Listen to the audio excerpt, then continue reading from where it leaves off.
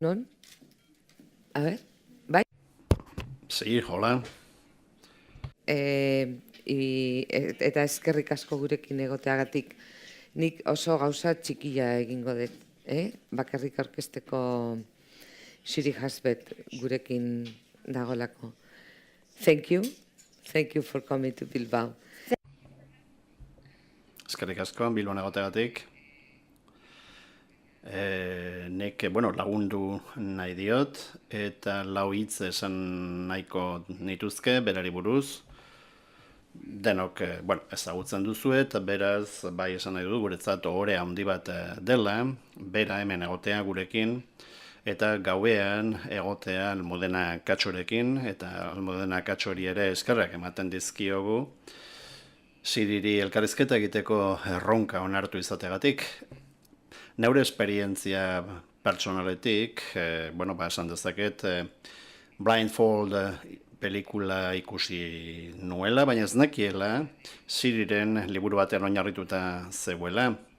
Joan den urtean irakurri nuen azkenik, eta benetan zoragarria iruditu zitzaidan, artearekin zerikusia duen zati guztia, oso interesgarria, baina baita, horren atzean historia hain berezi horretan zegoen buru pentsalaria badakizue hainbat sari eskuratu dituela, pertsona ezaguna da, Kolumbiako Unibertsitatean ikasi zuen, ingeles filologia, eta horretaz gain, psikiatria ezagutza handiak ditu, okerez panago, eta poza handiz entzungo diogu, beraz, benetan eskerrik asko, lantalde guztiaren izanean. Bai, eskerrik asko zuei ere bai, oso hitzaurre interesgarria izan da benetan, oso polita. Obien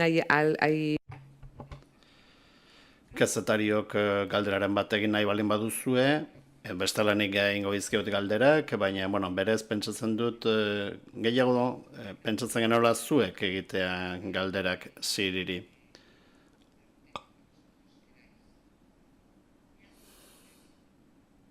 Bai, badago norbait. Adibidez, lehendabiziko aldiz etorri dela Bilbora. Bai, egunon, niri gustatuko litzaidake jakitea ea zure ikuspuntutik, feminista bezala esan nahi dut, eta giza gutxiengoen eskubideen aldeko pertsonagatik, eta hizkuntza gutxietako islaria izanik, hizkuntza gutxietako zaletasun berezia daukazun, eta ea ezagutzen duzun hizkuntza gutxietako literatura lanik.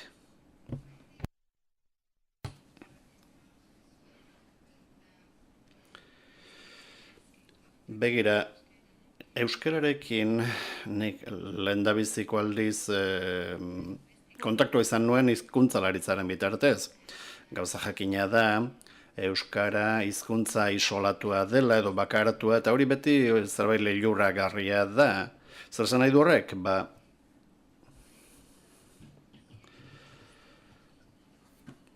Ezagutzen dut baitare artikulu bat, 2015koa, Suediako genetista batekin dakoa, nolbait euskaldunen jatorri genetikoa ekialde Ertainean edo aurkitu omen duena, eta hori dena liluragarria da. Itxura batean, milaka urtetan, euskal nortasunak bere burua defenditu behar izan du, eta bizirik iraundu, eta oso gauza interesgarria iruditzen zait hori ere. Baita jatorriak oso ilunak baldin badira ere, erromatarren garaia baino lehenago, adibidez. Noski erromatarren garaia baino lehenagokoa dela badakit, baina jatorri zehatza oraindik ez da ezaguna. Beraz, interesatutan nago, baina ez daukat ezagutza sakonik euskarari buruz edo euskal literaturari buruz, bai azaleko gauza batzuk ezagutzen ditut. hizkuntza isolatua izan da, lehiuragarri iruditzen zaidala, eta, hortik aparte gauza gehiagorik ez dakit. Hori da nire erantzuna. Beraz, ez duzu aukerarik izan euskeratik itzulitako lanik ezagutzeko.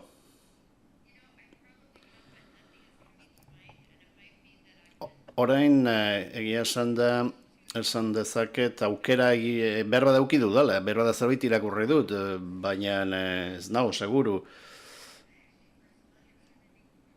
Orain ez datorkit burura bat bera ere. Norbaitek aipatu zidan mintzaldi batean esaten zala behar badai literatur hizkuntza bezala desagertu zitekela. Badago idazle bat, baina ez naiz gogoratzen haren izenaz, eta, zuk aipatu duzu bezala, Norvegiera da hitz egiten dut, badakit, eta, badakit 5 milioi pertsona bakarrik daudela munduan Norvegiera hitz egiten dutenak, eta, kultura horretan, hizkuntza, oso hizkuntza txikia da, baina babestu beharrekoa. Nik beti pentsatzen dut hizkuntza gutxietako lanak itzuli behar direla beste hizkuntzetara. Hori delako modu bakarra, nire ustez. Ez bakarrik Norvegiarren nortasuna defenditzeko, baina baita beste kulturak ere aberasteko, jakin dezan jendeak beste hizkuntza batzuk badaudela txikiak izan arren. Barkatu, azkarregi egiten dituzue galderak.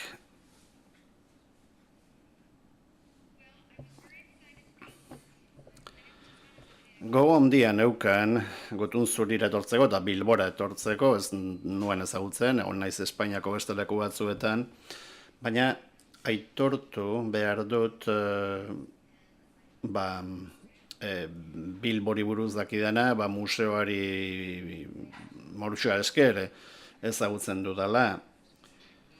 Louis Bourgeoisen lana eta bilduma ezagutu nahiko nuke. Badakit orain erakusketa interesgarri bat dagoela, eta printzipioz, oraingoz esan dezakedan lehen iritzia da,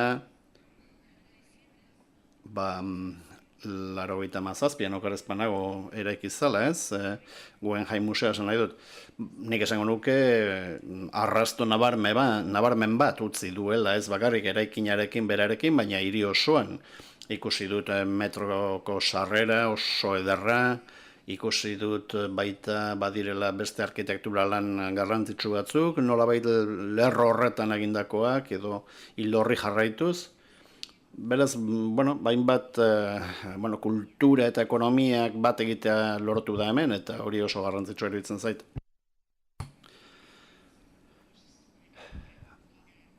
Okerezpanago zukalako jira bat egiten ari zara, zure azken lana ezagutzera emateko, aurkezteko.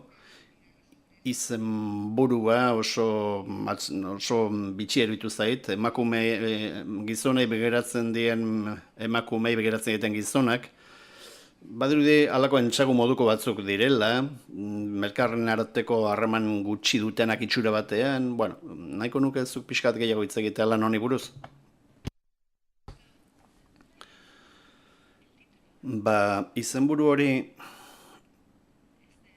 Izenburu hori liburuko lehen entsegutik ateratakoa da.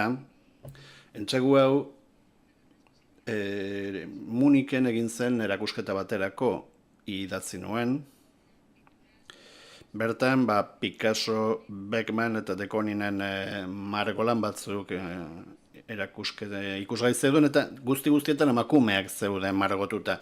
Eta entsegua idazten hasi nintzen, pentsatzen, hau hemen emakumei begiratzen egiten gizonak. Etorri zitzaidan irudi hori burura, baina zerbait aspergarria iruditu zitzaidan, eta pentsatu, ni orain naiz emakume bat gizon hauei begiratzen ari zaiena, eta gizon horiek lehen da bizi emakume batzuei begiratu dieta. Orduan sortu zitzaidan zerbait interesgarriagoa da, emakumei begiratzen dieten gizonei begiratzen dieten emakumeak. Eta gai hau nolabait entsegu guztietan errepikatzen da, edo agertzen da, eta beti pertzepzioaren arazoaz mintzo naiz, alegia nor ari da pertzibitzen, eta nola pertzibitzen, nola hautematen dugu, hautematen ari garen hori, hau ez da neure teoria pertsonal bat, baina esan nahi dut bai filosofiak eta bai zientziak ere, esaten dute ez garela jende pasiboa soila, ez dugula bakarrik hautematen realitate pasibo bat. Guk ez du horrela mundua hautematen sortzaile aktiboak gara. Hautematen edo pertzibitzen dugunaren sortzaile aktiboak ere bagara. Eta arteak duen joera antifeminista hemen atera denezkero, baina baita zientzian ere, medikuntzan, adibidez, iruditu zen izenburu hau oso egokia izan zitekela liburu osoan jorratu nahi nuen gaiari buruz hitz egiteko.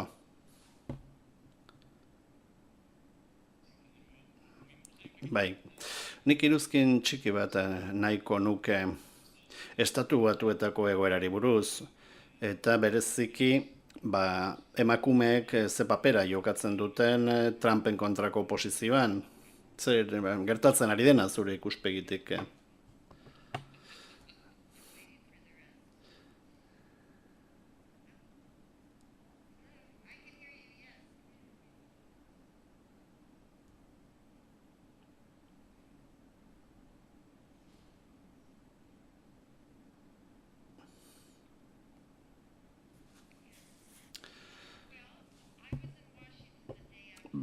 Bai, bueno, ni Washingtonen egon nintzen, hauteskundeen ondoren, hobeto esan da, Trumpen kontrako manifestazio hori antolatu zen egunaren ondoren, nik joan nahi izan nuen, bertara, eta gelditzen zen hoteleko azken gela edo topatuko nuen. Nik nahi nuelako joan manifestazio hartara. 10.000 pertsona zeuden, eta gehienak emakumeak ziren, gizonak ere bai noski, zeuden hainbat pankarta esanez, ez da beharrezko emakume izatea feminista izateko, eta ni ados nago, guztiz ados horrekin. Eta izan ere nire lagun feministarik onenetako batzuk gizonak dira.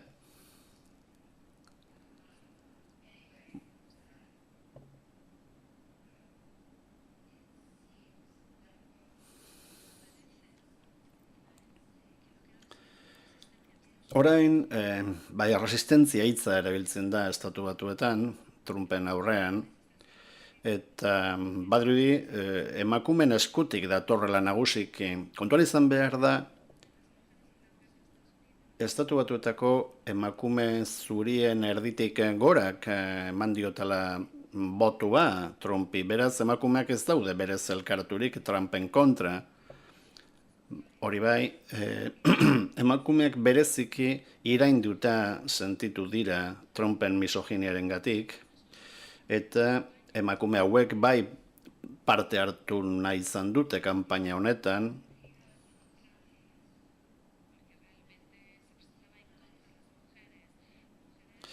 baina behar bada emakumen kontra aurkezten zen ezkero, edo bueno, misoginia kutxu horrekin aurkezten zen ezkero, behar bada emakume horiek kanpainaren gatik eta presidentzia honen gatik iraindutaz dauden pertsona eta emakume hauek hasita daude hainbat ekitaldi antolatzen, manifestaldiak eta bestelako ekintzak, emakumeak antolatzen, auzo desberdinetan, emakume etorkinak babesteko, nik uste dut oinarrizko resistentzia garrantzitsu bat antolatzen ari dela ez dakigu, zertara iritsiko den, baina niri bentsat itxaropen handia ematen dit, eta pentsatu arazten dit, behar bada 2018an aldaketa bat gerta daitekeela Kongresurako hauteskundeak daudenean, eta bueno, behar bada, eta hori espero dut nik, presidente honek ez du iraungo bi agintaldi. Bai, mesedez gehiago. Gauza bat esan nahi dut. Mintzaldiak ematen ditudan, mintzaldi akademikoak ematen ditudanean, konturatu naiz, lehendabiziko 3 galderak beti gizonezkoek egiten dituztela. Bueno, emakume batek ere galdetu du zerbait. Zer espero duzu bitartean Trumpengandik, hau da, presidentea den bitartean zer espero duzu? Zer uste duzu gertatuko dela?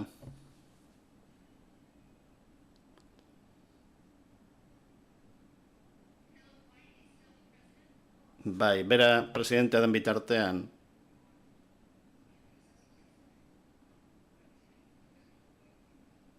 White. Oh, what you can expect? Bai, zer espero daitekeen. Bueno, hau arazo handi bat da. Izan ere, gizon honek harresiak eraiki nahi ditu, legea eta ordena ezarri, poliziak etorkinen kontra xexatzaren alde dago, eta esan da presidentetza guztiz kaotikoa dago. Nik benetan uste dut gizon honek ez dakiela egiten duena. Behar bada, bueno, saiatzen ari da zenbait pertsona kokatzen burokrazian, hori gertatu da orain, estatu departamentuan, eta segurazki jende askok esango du, oraindik goi postuetan, badaudela hainbat postu okupatu gabe, eta horrek ez egonkortasuna sortzen du. Gaur eta atzo bertan begiratu nuen albistegietan eta ikusi nuen Ipar Korearen kontrako joera nahiko beligerantea dauelaz, nahiko alarmagarria da, eta ez dakit zer gertatu daiteken honekin.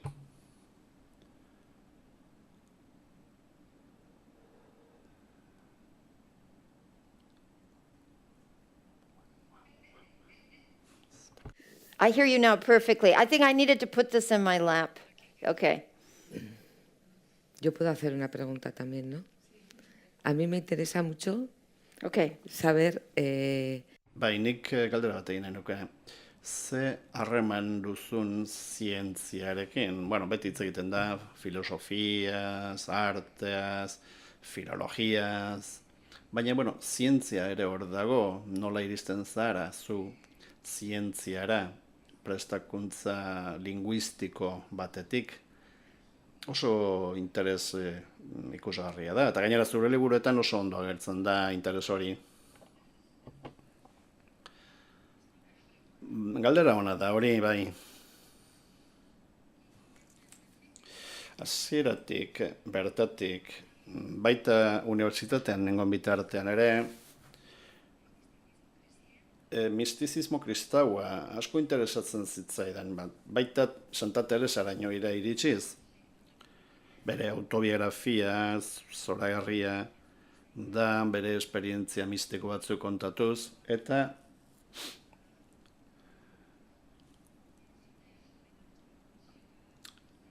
ni interesatutan nengoen mistizismoarekin lotutako gaixotasun neurologikoez, adibidez, lobulu temporaleko epilepsia batek eragina eduki dezake, pertsona batengan halako jokamolde euforiko bat eraginez, batzuetan aluzinazioekin, migrainekin,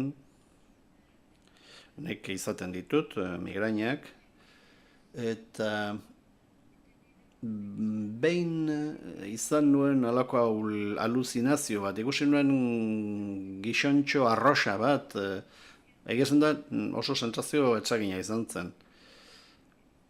Eta ikusi ditut baita ere esperientzia transcendental modukoren bat, migraina bat eduki baino lehen, orduan, alderdi hauek, gauza hauek, aluzinazio hauek eta pertzepzio hauek, bueno, beste inork ikusten ez duen zerbait ikustea da, azken batean, bai? Eta ni Kolonbian nengoela lanean, Afasiaz interesatzen hasi nintzen. Berez alterazio neurologiko bat da, hizketari eragiten diona. Freudek idatzi zuen entsegu bat oso interesgarria afasiari buruz. Eta elementu hauek guztiek interesa piztu didate zientziarekiko, eta adibidez, 80ko urten bukaeran, hasi nintzen pentsatzen nire prestakuntzari osagai biologiko garrantzitsu bat falta zitzaiala. Da, nola ulertuko dugu nor garen gizaki bezala, ez badugu ondo ulertzen gure fisiologia. Edo nola modu materialean funtzionatzen dugun, hori loturik dago, azken 50 hamarretan neurologiari buruz eta neurologiari buruzko ikerketan egon den boomarekin. Nik erabaki nuen interesatzen zitzaidala hau, neurologia, esan nahi dut, eta zientzia neurologikoa, eta Marxan ezagutu nuen, zeinak martxan jarria baitzuen neuropsikoanalitikako elkartea, adiskide bihurtu ginen, berak gonbidatu ninduen, ospitale batean biltzen zen talde batera etortzeko, mintegi batera, eta hilero irakurtzen genituen artikuluak, jendeak neurozientziari buruz hitz egiten zuen gurekin, pare bat urtez parte hartu nuen talde honetan, eta asko lagundu zidan.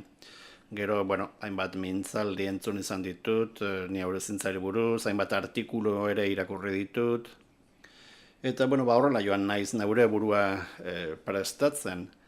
Gero, konturatu naiz, garrantzitsua zela zerbait ezagutzea genetikari buruz, edo orain epigenetika deitzen denari buruz.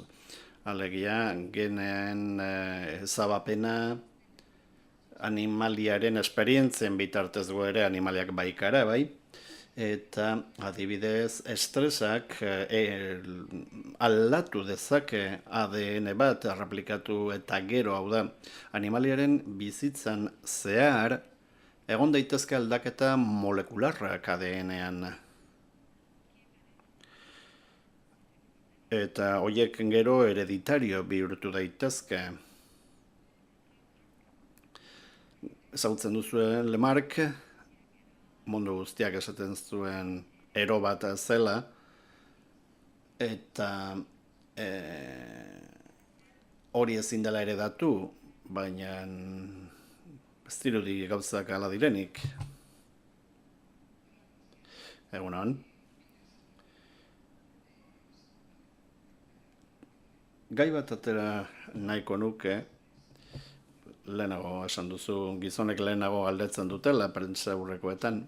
Nik duela gutxi irakurri dudan lan batean aipatzen da nola osatuta dagoen Estatu Batuetako auzitegi gorena, bertan gizonezkoak, batez ere gizonezko kontserbadoreak dira nagusi, eta emakumeak liberalagoak izan da, eten egiten diete gizonek. Baita, mintzaldi publiko bat egiten ari direnean, ere. Irakasle batzuek, hemen unibertsitatean esan diete hori ere nahiko ohikoa izaten dela beraien klaseetan. Badira emakume batzuk, behar bada oso indartsua zutenak, edo azkenik bukatzen dute galdetu gabe, edo parte hartu gabe eskoletan. Gauza oso arrunta dirudi, baina gustatuko litzaidake jakitea zer pentsatzen duten honetaz gure lagun feministek. Begira, historio edo txiki bat kontatuko izuet, entseguetan agertzen dena, no competition izanekoa da, lehiaketari gabe esan nahi du, bai? Ni behin joan nintzen mintegi batera, zeinetan bakarrik psikiatrak baitzeuden, eta psikiatriaren historiari buruzko mintegi bat zen. Bertan batez ere gizonak ziren eta adinekoak, nik 62 urte ditut, eta gaztetxo bat naiz talde horretan oran imaginatu nolakoa den talde hori. Oker ez banago talde hartan 4 emakume zeuden, edo geunden, 16-17 pertsonetatik, eta bi gizonek aurkitu zuten artikulu bat, beraiek egindakoa, eta emakume bat saiatu zen galdera bat egiten. Eta eten egin zuten, noski. Berriro saiatzen da, eta berriro eteten dute. 4 gizonak eten zuten, nik hori ikusi egin nuen.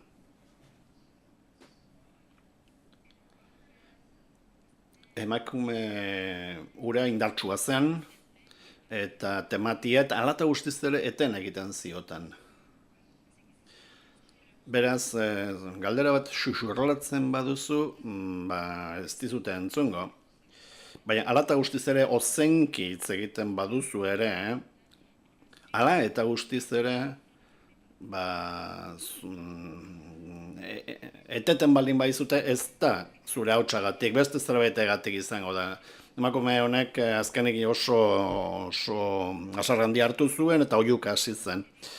Aldi hartan, nireten nintzen aretotik eta nire lagun psikiatra eta historialari mediku batek begiratu zidan eta esan zidan. Pixkat emakume sorgina ura ez? Eta nik pentsatu nuen, aiene. Baina emakume ura benetan frustratuta geratu zen, eta ni ere bai. Haiek ez ziren konturatzen horretaz, ez zuten ikusten emakumea frustratzen ari zirenik. Horren honek badu zer ikusirik pertzepzioarekin ozenkitz egiten zuen, ideia garbi zeukan, baina lata guztiz ere eten egiten zioten. Eta gero asarretu zenean, gizonek ez zioten kontuan hartu ezer ere.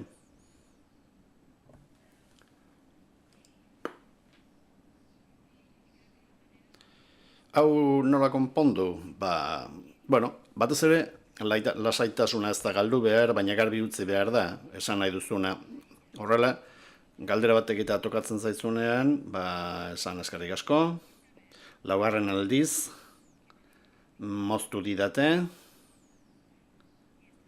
eta hauxe da nik egin nahi dudan galdera. Hori esan, eta horrela, nabarmen utziko dituzu pertsona horiek, lotsatu egingo dituzu, eta funtzionatzen du, Baina emakumeak nahiago nuke haserretzen ez badira. Zere praktiko haua da. Ez du zer ikusirik arrazoia duen ala ez duen, zure arrazoizko haute den ala ez zure haserrea. Momentu horietan, benetan, egon behar duzu guztiz lasai. Bai, zaila da, bai.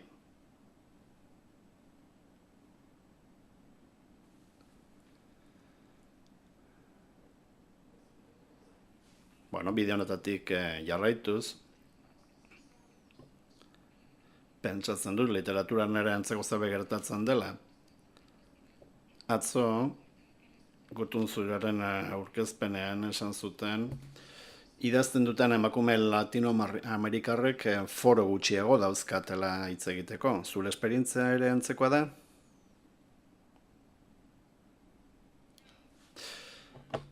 Ez, ni noski Ipar Amerikakoa naiz, baina hau mundu mailan gertatzen den arazo bat da, nire herria hobeto ezagutzen dut eta mendebaldeko tradizioak gehiago ezagutzen dut, noski. Lehenago aipatu den entzegu horretan, badago beste gauze bat argi uzten dudana, eta da, badagoela halako diferentzia bat adinarekin lotuta dagoena, edo gorputzarekin lotuta dagoena, edo maskulinitatea lotuta dagoela kulturarekin eta intelektuarekin. Nik uste dut ideia honek oraindik jarraitzen duela bizirik eta ez bakarrik Ameriketan. Emakume artisten lana debaluatzen ari gara, honela, eta batez ere gizonen lana azpimarratzen dugu horrela, eta nik esango nuke hori guztiz bidegabekoa dela. Etengabe emakume intelektualek egin behar dute borroka handiagoa entzunak izateko hori egia da. Gauzak horrela dira.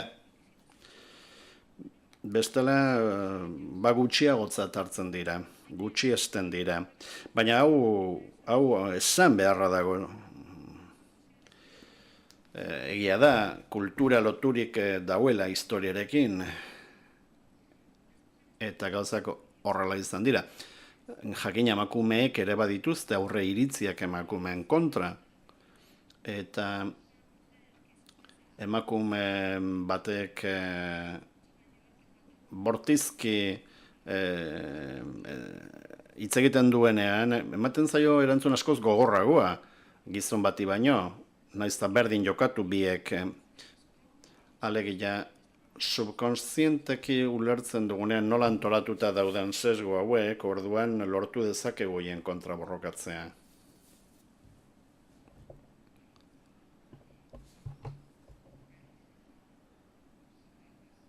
Beste galderarik ez badago?